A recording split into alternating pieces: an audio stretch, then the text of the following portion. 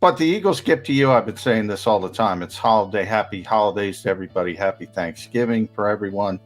A little bit early. The Eagles' early gift to you is meaningful football during the holiday season. They're in this thing, and it's real. Right now, the last two teams in the playoffs on the NFC side are Minnesota at 5-5 and the Saints at 5-5 are the last team. And obviously, the Eagles at 5-6 have the tiebreaker over the Saints.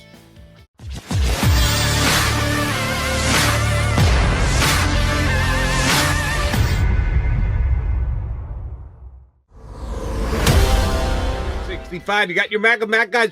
Hey, Monday morning. Good to see John McMullen. You mean you made it back from Lincoln Financial Field? Your long travels were not something. Well, there's still, I was on with your buddy Ricky Ricardo on WIP last night, because Ricky came on our show. So I said, all right, I got to suck this up and I got to stay up late for Ricky. So I'm still struggling. I got no voice, but I'm trying to get through it, Joe. What time did Ricardo have you on? About midnight. Okay. All right. So you did stay up late. I had the sack at midnight myself as well after watching football and watching the end of that game. Man, how good were the Chargers and the Steelers? I was on my CBS Sports Radio show, and I said at the end of Eye on Football with JAKIB, the one thing I wanted last night was a competitive game. I didn't really know who was going to win. I said, Ben coming back will help the Steelers, but they got other issues. Hold the gun in my head. I'm going to pick the Chargers. I think it's a toss-up game. All I ask is that it hangs in the balance till the end because they had 3 straight stinkers on primetime. They'd had a great run of all the games coming down to the last couple of plays, and the last 3 have been blatant blowouts. Just give me a game that I can sink my teeth into. You got that. Steelers in the fourth quarter. But Justin Herbert, man, wow, that throw to Mike Williams, which turned out to be the game winner. Not a lot of people can make that throw. He is something else. He can play a little bit, that kid. He's got some talent, that's for damn sure. But then again, the quarterback of the Philadelphia Eagles has some talent. It might not be the same talent as Justin Herbert because his number one attribute right now are his 2 legs. And he continues to make plays, taking off and running the football, including the most exciting play in yesterday's game, his touchdown scamper in the fourth quarter, which eventually put the game away. But, Jalen Hurts getting the job done, J-Mac. There are some people in this town that had written it off. He's not the guy. We got to get our ducks in a row. And now he is the guy. So it's funny how that works. And obviously it's somewhere in between. But he's certainly proving he's got the opportunity. He's certainly a starting quarterback in this league. That's absurd that people say he isn't a starting quarterback in this league. Obviously, he does it in a unique fashion. But, we talked a lot about the running game, the over-under, 72.9, the Saints. Oh, they beat that by the first quarter. They were at 75. They were 154, I think, at halftime. Ended up at 242. Was really 244, and they had 2 kneel downs. The Chargers, the Saints have given up 2 200-yard rushing games in like the past 90-plus games, and both of them to the Eagles, both of them to Jalen Hurts spearheaded teams. Nick Sirianni said after the game, look, Miles Sanders effective running the football when he doesn't put it on the ground. Right.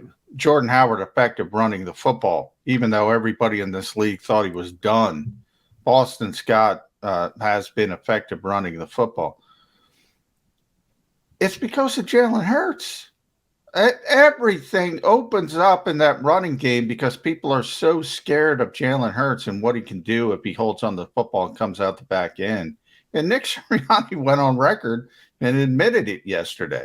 So, yeah, it's not conventional. I'm still waiting for the team to pull out the Miami Dolphins game plan against Lamar Jackson a couple weeks ago. I call it the Antoine Winfield Sr. game plan, way back to the Joe Webb game that everybody remembers the Eagles lost with Michael Vick. It was really the Antoine Winfield game, if you go back and watch that game. Because Minnesota just blitzed off the slot constantly to stop Michael Vick. That's what the Dolphins did to stop Lamar Jackson. It's coming. I don't know who's going to have the testicular fortitude to do it, but somebody's going to try it at some point, and then we're going to see what happens in the adjustments, and you move forward. But the Eagles skip to you. I've been saying this all the time. It's holiday, happy holidays to everybody. Happy Thanksgiving for everyone. A little bit early. The Eagles' early gift to you is meaningful football during the holiday season. They're in this thing, and it's real. Right now, the last two teams in the playoffs on the NFC side are Minnesota at 5-5, and the Saints at 5-5 are the last team. And obviously, the Eagles at 5-6 have the tiebreaker over the Saints, which is big. And yes, they are legitimately in the playoff race. You used the word there, adjustments, which if a team tries a different tack to slow down Jalen Hurts and his running ability, would be their adjustments. I want to give credit to the Eagles coaches for adjustments. And that would be Nick Sirianni and Jonathan Gannon on each side of the ball. No, Sirianni is the head coach, but he is the play caller, so he is the key guy on offense. Damn, they have certainly made changes since the Eagles' early struggles. They came out, they had a game plan in place, they knew what they wanted to do, they had their evaluation of the roster as it was, and they took their shots with what they thought would be effective. And they weren't really all that effective on either offense or defense. And both have made significant adjustments to their own mindsets in what that they do. Well, after watching Nick Sirianni for the first 5 games, you go, all right, well, at least Jeff Lurie's happy because he's as pass happy as you get. He's going to throw the ball all over. He doesn't have a problem with Jalen Hurts dropping back and throwing it 40 times. Well, by hook or by crook, by necessity, they became a run-dominant team. And damn if it hasn't worked. They're the best rushing team in the National Football League right now. And a big part of that is, yes, they've got a quarterback that can run it. He's right there with Mr. Jackson right now with the ability to make plays with his legs. And the Eagles have been successful with that, and they've continued to do it. I think they're to the point now where they're not – they just ran the ball down the throats of the best defensive rushing team in the National Football League. So why would they back off it against anybody else going forward? Not happening. And on the other side, Jonathan Gannon heard all the critiques, a lot of them coming from me, that he just is too conservative. And yeah, I get it. That you can sit in the zone and you can keep everybody in front of you. You can make them take time moving the ball down the field. Well, cut by 1,000 deaths, death by 1,000 cuts, it's still death. And he has gotten more aggressive. He has given his guys on the outside, Nelson and Slay, the ability to get up and actually press somebody and take some chances. How's that worked out for Darius Slay? Pretty damn good. And I know it was another no-sack game for the Eagles, but anybody who watched that game knows their pressure kept Trevor Siemian on his toes the entire first half. Talk about being worrisome about what Jalen Hurts is going to do on the defensive side. Well, the Saints, I think, were worried about what Trevor Siemian is going to do with the football because, yeah, he felt pressure yesterday, got the ball out of his hands. Okay, he didn't get sacked. So what? He's throwing the ball into the ground. Before you know it, it's 2nd and 10. Before you know it, it's 3rd and 10. He's doing absolutely nothing. Give kudos to Jonathan Gannon, too, because even though he didn't get a sack with that defense yesterday, he brought pressure a lot. Yeah, especially early. And, I know JG well enough to know he hasn't changed. It's just the evolving of this defense and the quarterback, to be honest. He feels more comfortable going at Trevor Siemian than he does about Patrick Mahomes or Tom Brady or some of the quarterbacks earlier this season, even the Derek Carrs or the Justin Herberts that we talked about of the world, different type of quarterback, obviously different talent level. The positive part of the defense is, that early unsuccessful attempt at death by 1,000 cuts. A lot of that was they couldn't get off the field. They were putting guys in position at times, but couldn't get off the field. Sometimes it was a stupid penalty. Sometimes it was just not playing the right leverage or what have you moving forward. As you gain more confidence, look, the point I'm trying to say is people who think Jonathan Gannon has become more aggressive, and the next time Patrick Mahomes rolls around that he's going to be like this against – no, it's not going to happen. But the positive part is hopefully you've gained more confidence as a defense. Hopefully you've gained more chemistry as a defense that you're not going to make those dumb mistakes. And occasionally those 15 play drives, you're going to get off the field when you have the opportunity. And that part is the evolution I'm talking about. But yeah, he's going to be aggressive when Trevor Siemian's out there because he doesn't care about Trevor Siemian, and he's going to attack him, and he's right to do so.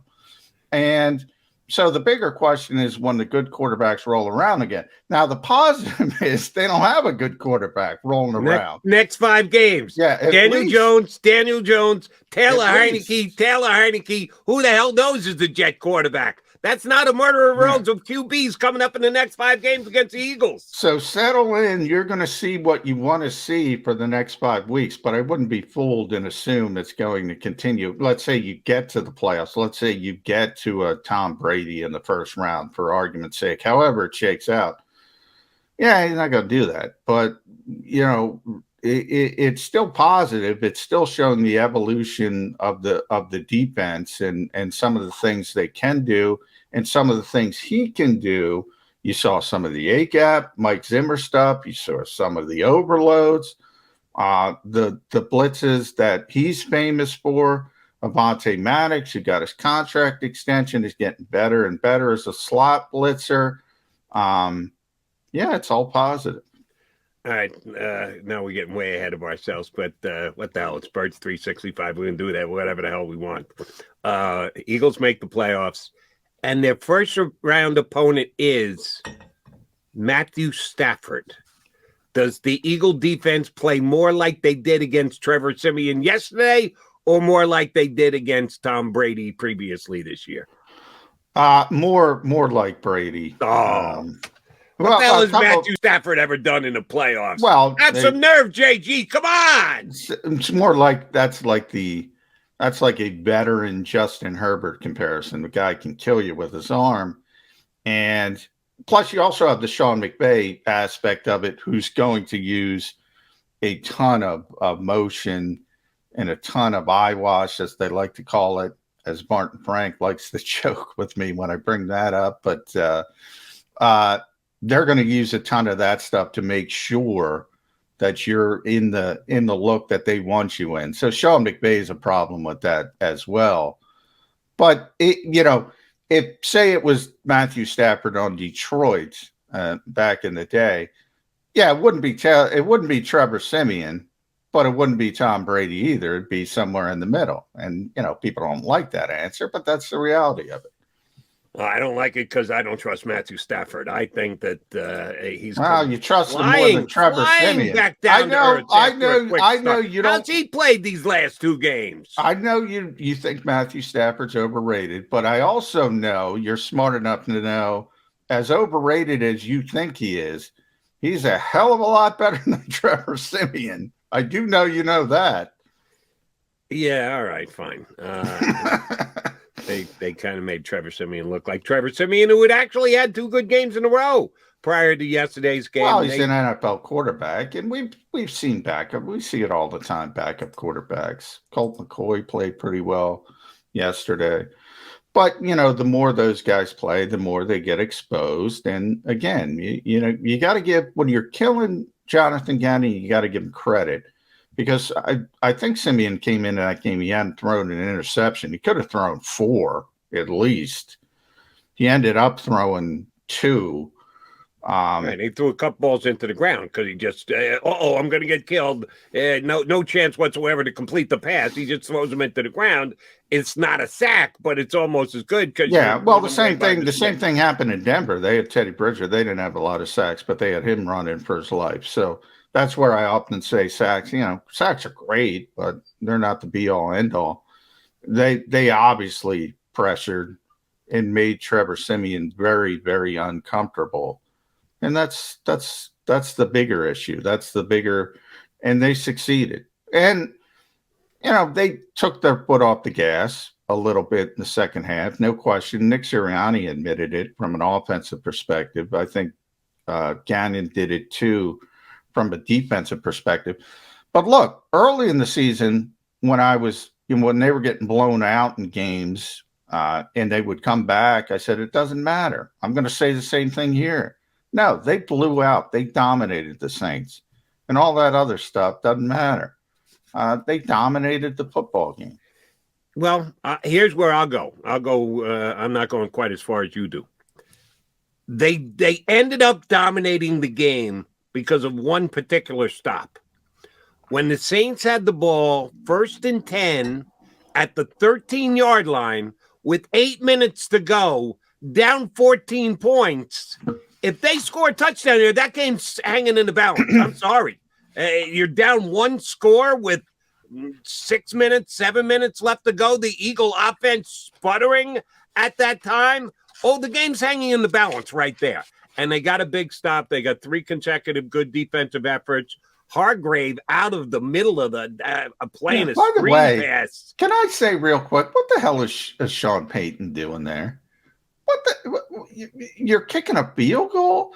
You're making a 2-score game, What in God's name are you thinking? This is where the young generation, the analytics generation, look at old guys like us and Sean Payton. He's ruining it for all us old guys. What are you doing?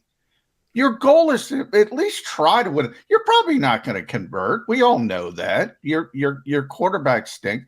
But what does a field goal do for you in that situation? What is he thinking? I did not understand that. I didn't like the play call on 3rd down, 3rd and 9, a screen pass outside that everyone could see coming. Yeah, that was bad. But rather than come down on Sean Payton, I want to give credit to the Eagles defense because they came up big right there. If they had given up a touchdown, and by the way, the Saints were going through them like tissue paper at that point in the second half with the Eagles playing prevent defense, which only prevents you from winning. They got back to being a little aggressive. Guy like Hargrave getting out on the outside. Anthony Harris came up, made a big play right there. That was when the game was over. Up until that point, you get within 14. You're only down 1 score. If you score a touchdown there, and you've got a 1st and goal at the 13, that game's not over yet. Yeah, Sean Payton doesn't understand that. Look, the NFL is what the NFL is. The Chargers would go back to that. The Chargers are blowing out the Steelers. All of a sudden, the Steelers scored 24 points in the fourth quarter. They take the lead, and the Chargers got to come back. Whatever. How many did they score? They might have scored more than that in the fourth quarter. But either way, yeah, I hear what you're saying. Mathematically, obviously, it's still a game. No question about it. If they're not able to get the stop, a lot of that, by the way, also had to do when you say shifting gears. Remember, Darius Slay was out by that point, had a concussion. You had Zach McPherson out there, so they were playing a little bit more, trying to cover up for him as well. So all these things factor into it. And NFL games are NFL games, and everybody comes back, and you see it all the time. And guys take their foot off the gas, and that's why I said Nick Sirianni. That's why it was a positive. He admitted he got too conservative. You can't stop in this league, and a lot of times you get ripped for it. Sean Payton's a perfect example. He's been ripped over the years for piling on. Hey, pile on in this league because you're a hiccup away from. And now with 2-point conversion, 16 points is still a 2-score game, and blah blah blah. Teams come back all the time. We saw it again. We saw it with the Eagles. People said, "Well, they came back against Tampa Bay. It was close. Was it? Was it close? Yeah, it was close on the field. You managed. They took the foot off the gas. You managed to come back in the game and make it look better in the box score. They dominated this game. I get what you're saying from the NFL, from a mathematical standpoint. I never felt, okay, the Saints are going to win this game. Never felt that. Never. Not for 1 second. I never felt they were going to win it, but I was sitting on the precipice of it. When they added first and goal, not first and goal, but first down at the 13-yard line with 8 minutes to play, I said, oh, the Eagles have to get a stop. They can't give up a touchdown here. If they give up a touchdown here, holy mackerel, their jockstrap's going to get tight on the sidelines. Well, that's possible. If they do give up the touchdown, who knows? Maybe they do get a little bit tight. So you're right from a logic perspective, but again, from a feel perspective, and from watching hundreds of NFL games, you get a feel for these games, and I just never felt the Saints were in that football game. When they got that stop and held them to a questionable field goal call by Mr. Payton, Coach Payton, I said, all right, now they're in good shape. And Jalen Hurts goes down the field and makes the big running play to take them into the end zone. And then, yes, it was all over, but for the shouting. But up until that point, I was a little worried, Johnny Mac. I'm glad you had more, don't sweat this, confidence than I did. I had a little concern up until they got that stop. All right, we're going to take a stop here, and we're going to get our first guest up. Our buddy Jeff Kerr from CBSSports.com is going to hop aboard. Chris Franklin a little bit later on. So we got two good guests coming your way on a Victory Monday here on Birds 365.